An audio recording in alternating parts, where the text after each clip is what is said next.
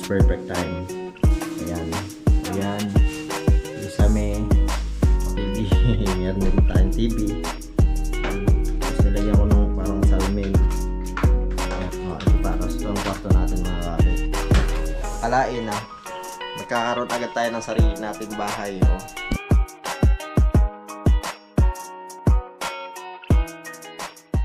Yo, what's up mga kapit niya? Magandang umaga sa inyong lahat at magandang araw sa lahat dyan.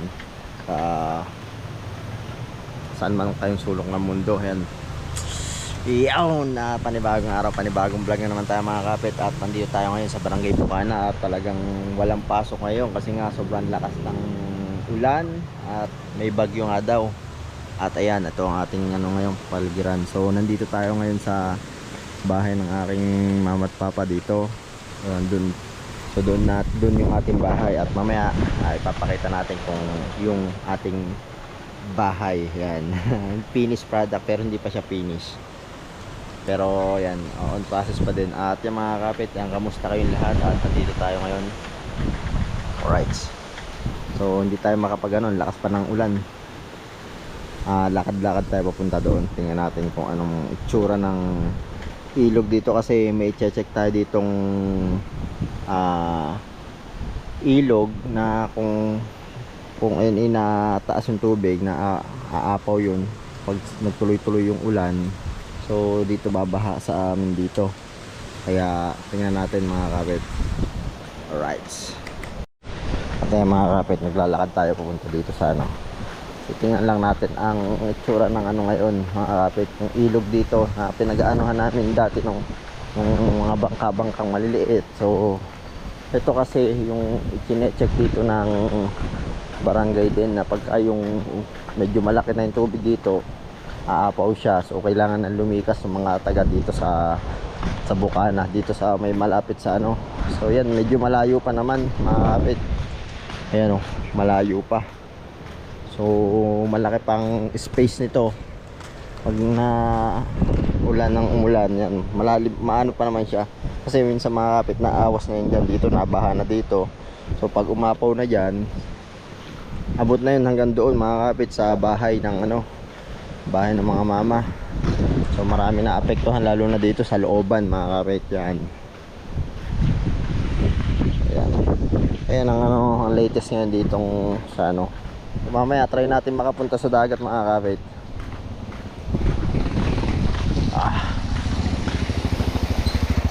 Dito isa ito sa unang binabaha din tong part na to.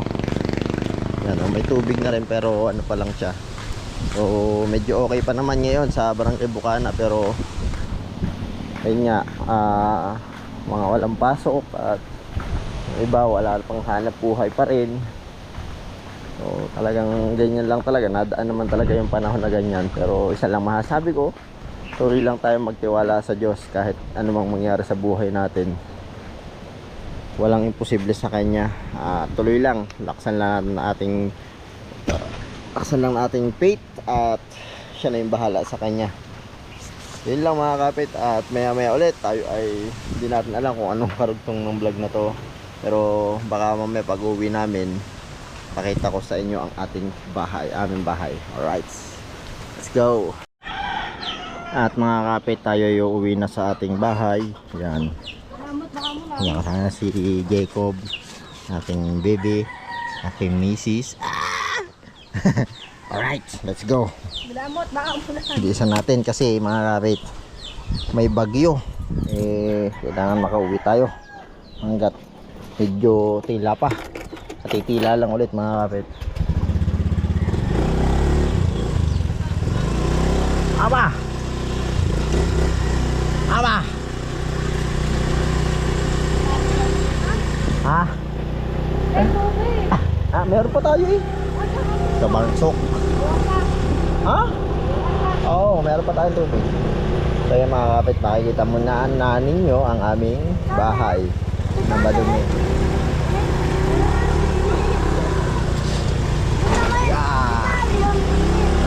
Sa aming bahay. So, may mga kalat na doon mga kapit kasi natitirhan na namin siya.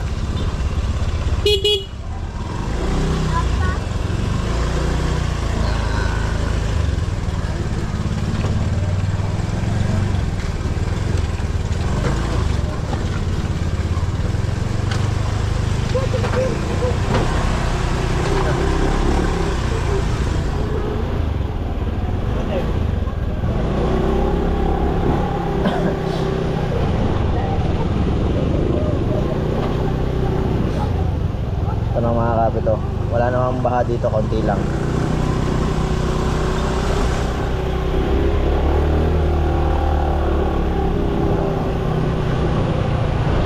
Ayan o. Tuloy-tuloy lang tayo mga kapit hanggang sa tayo makapunta na sa ating bahay na ayan na. Oh, yeah. Kapit.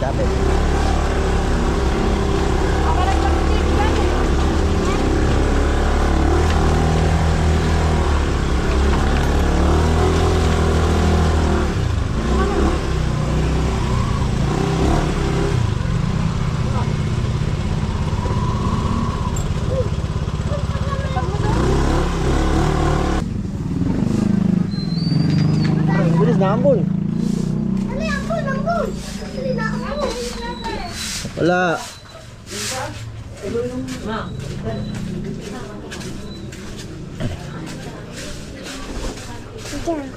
Yeah, ano yan? Manok. Papa. Ano? Ayan. Nakadundit. So, ayan mga kapit. Ito na yung ano ng aming bahay.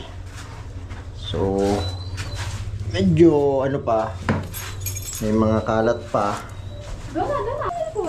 Yan mga kapit. At ito na ang ating bahay. Yan. So, umpisa tayo dito sa terrace. Yan. Yan to. Lagi namin sampayan. Yan. Wala pa siyang ano. Terrace namin mga kapit. Yan. At ito po ang ating loob ng bahay. Ngayon, pabukas daw ng ilaw na to. Yung malaki. Loves. Yan.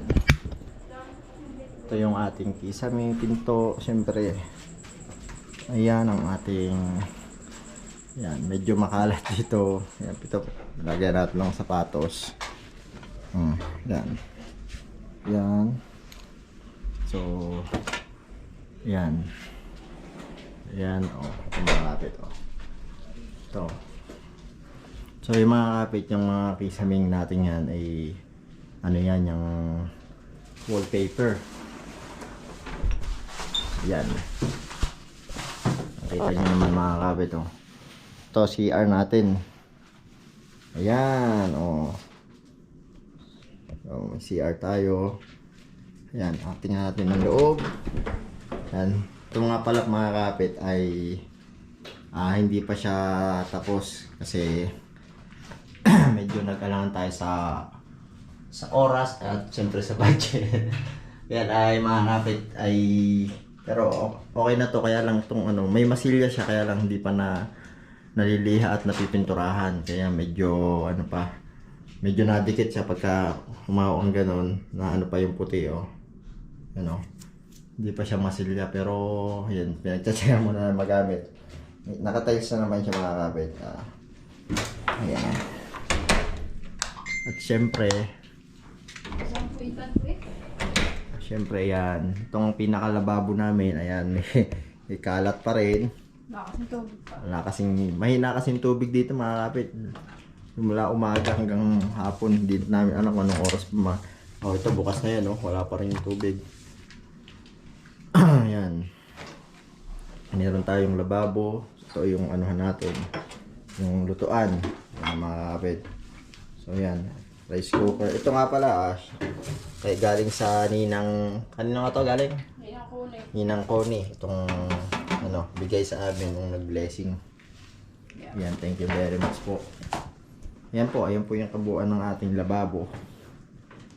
So, may space po dito para po sa washing machine. So, abang-abang lang tayo. At magkakaroon din tayo dyan in God's perfect time. So, yan. Yan, mayroong bintana dito mga kapit. Kasi, ang nakaplano kasi dito, dapat may nakahang ditong kwarto. Ay, yung nakahang na bed. Yung uso ngayon. Kaya lang, sa sunod na lang yun. Sunod na lang natin ipapaayos. Ayan. So, ayan. Isame. So, ito yung kabilang side niya, mga kapit. Ito nga, kinapos pa. Hindi na nakabili. Wallpaper lang ito mga kapit, yung ilalim, yung gray. Yan. Kasi ang kulay kasi niya purong ganito lahat. Green. Yan, green. So, sabi ko napaka plain lang. At nagtutuklap din kasi yung pinturang na ay pintura dito. Kaya naisipan ko ay ano, ang dami kasi dito kung ano yung mga kapits. Una dito, maraming puti-puti pa. Pero sabi ko nga nagawa natin ng paraan. Kasi siguro ano rin gawa rin ng pintura. Pangit din siguro yung pintura na gamit. Ayan. Ayan. At to, TV. Meron din tayong TV na 40 inches. Ayan. Ayan. Mga ano lang natin, customize lang natin mga ano yan. Ito. May ano tayo, wallpaper lang din yan mga kapit. Yung pinaka-background ng TV. Saka itong pintuan ng CR natin, CR, ng kwarto natin, customize ko lang din yan. Oh. Di ba? Wallpaper lang din yan. Tapos nilagyan ko nung parang salamin. Ayan. Ayan, napaka... Oh, ito pa. Tapos ito ang kwarto natin mga kapit. Ayan, di ba? Naglilinis pang aking misis. Kasi ang aking anak, ay ang aming anak ay napaka... bait. Ayan. Medyo maraming kalat minsan kasi nga aming kalig ay talagang laro lang ng laro. Yan, meron tayong aircon. So, meron din tayo din orasan. Diba? Yan. So, ayan po mga kapit ang kabuuan. Oh, yan. Ito ay matagal na naming ano, doon pa to sa kabila sa mga mamas. Tinitigilan namin. So, dinala lang namin dito para at least meron tayong lagay ng ano. Yan mga kapit, oh. Oh, yan, marami pang kulang mga kapit pero sabi ko nga nasa proseso yan. Hindi naman tayo pinababayaan ni Lord sa lahat ng nangyayari sa atin. Kaya kapit lang lagi. Yan. Sipin nyo, hindi natin kalain na magkakaroon agad tayo ng sarili nating bahay. Oh. Di ba? Oh, di ba mga kapit? Hindi natin nakalain.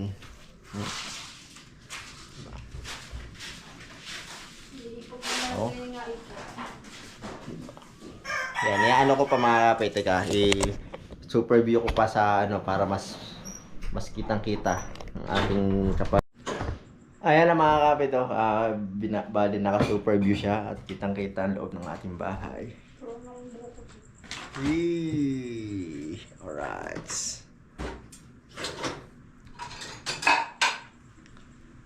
So mga kapit nga pala, yung harapan na tong ano, sa labas, yung sa labas na harapan natin ay hindi pa po siya tapos. So wala pa siyang, hindi pa namamasilyahan, hindi pa na pipinis, hindi pa rin na palitadahan yung ibang parts. So saka na yun, kasi pinakamahalaga naman yung loob. So ayan mga kapit, oh. Dahil yan sa ating pagsisikap din, kaya tayo nakamit natin yung mga gantong bagay. Kaya siyempre unang-una, wala tayong ibang pasasalamatan kundi si Lord.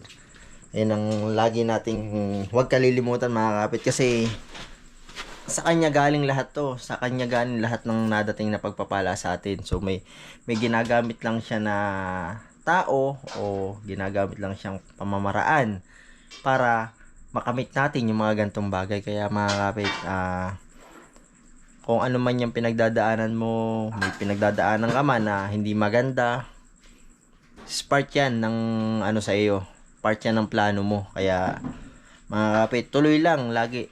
Huwag tayong susuko sa bawat laban, sa bawat hamon ng buhay. Dahil ang Diyos, hindi tayo niya sinusukuan.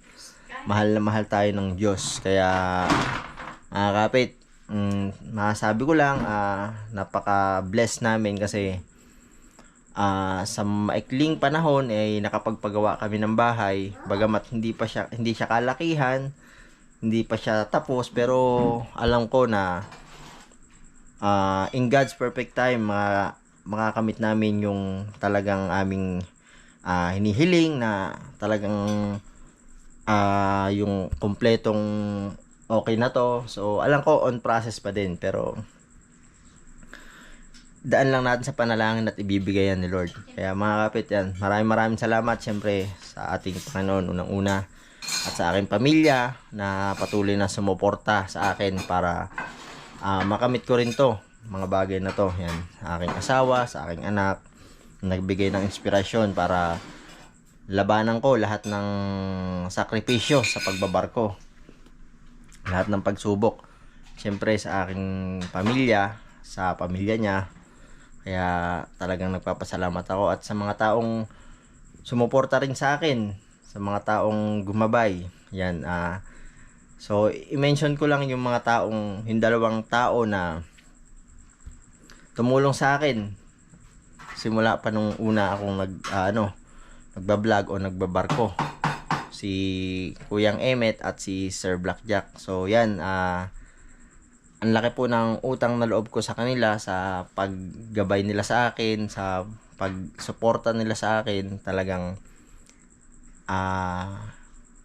maraming salamat po at alam na ni Lord kung ano po yung binigay nyo sa akin at ano po yung pinagkatiwala nyo sa akin, at alam kong si Lord na po yung bahala magbalik sa inyo niya ng siksik, liglig at umaapaw pa. Talagang sabi nga, 'di ba, the more you give, the more you receive. Kaya mas mapalad po kayo. Mas mapalad po kayo kasi kayo po yung tumutulong sa amin. Pero alam ko kayo ay isa kayo sa ginamit ni Lord para bigyan kami ng mga ganong halaga o ganong mga gamit na aming natanggap. So yan, talagang alam kong ginamit kayo ni Lord sa mga ganyang bagay. So ayun lang. At maraming salamat sa inyong lahat na patuloy na sumusuporta.